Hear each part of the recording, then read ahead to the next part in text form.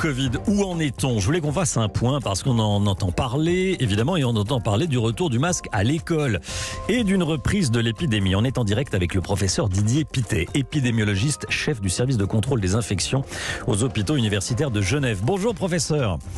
Bonjour. Merci beaucoup d'être avec nous sur Europe 1. Déjà, je voulais vous entendre sur cette information de ces dernières heures. La vaccination des 5-11 ans qui va pouvoir commencer aux États-Unis. Ça y est, il y a le feu vert. À quoi ça sert exactement de vacciner les 5-11 ans ?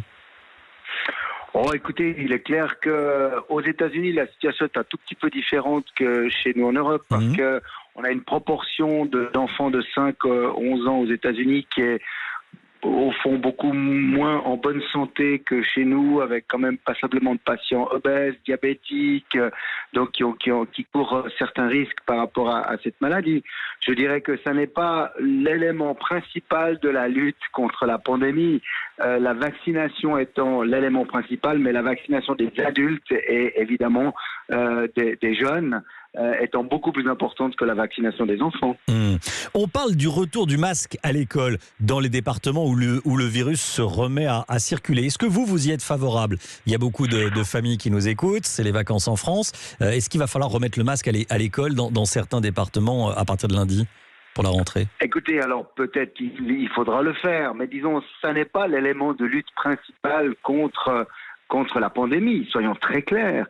Aujourd'hui, ce qui est clair, c'est que on a une reprise de l'épidémie ou de la pandémie en Europe qui varie d'un pays à l'autre. Elle est évidemment très importante au Royaume-Uni, parce que le Royaume-Uni a tout relâché à partir de cet été, donc c'était totalement prévisible. Elle est globalement aussi compréhensible parce que nous vivons les premiers froids, donc le retour des virus respiratoires. On sait que le risque de transmission est augmenté d'environ de 30% en période de froid, y compris pour évidemment le Covid. Donc tout ceci était un peu attendu en matière de reprise.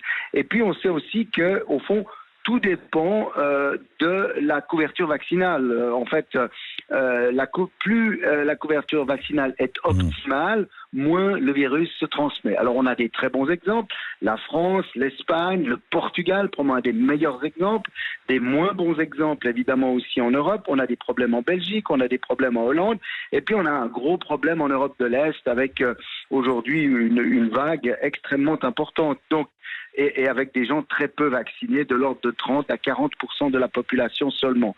Donc je crois qu'il faut bien comprendre que l'essentiel, c'est la couverture vaccinale et puis le respect des bonnes pratiques.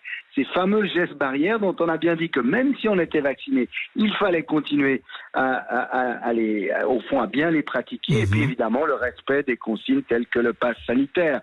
Donc je crois que nous savions que nous allions être exposés à une circulation accélérée du virus. Nous avons aussi connaissance que ce variant Delta se propage beaucoup plus rapidement et beaucoup plus facilement. Vous avez certainement entendu parler de ce variant Delta avec 2 ou 3 mutations de plus, qu'on appelle parfois le variant Delta+, dont on sait qu'il est probablement un tout petit peu plus transmissible encore.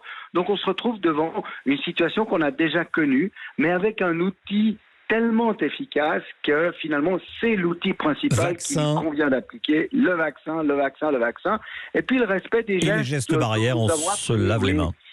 Et que nous oublions un peu, il faut bien le dire. Effectivement, parce qu'il faut le dire, on commence un petit peu à en avoir marre, si je voulais parler franchement. Merci beaucoup, professeur Pittet. Merci.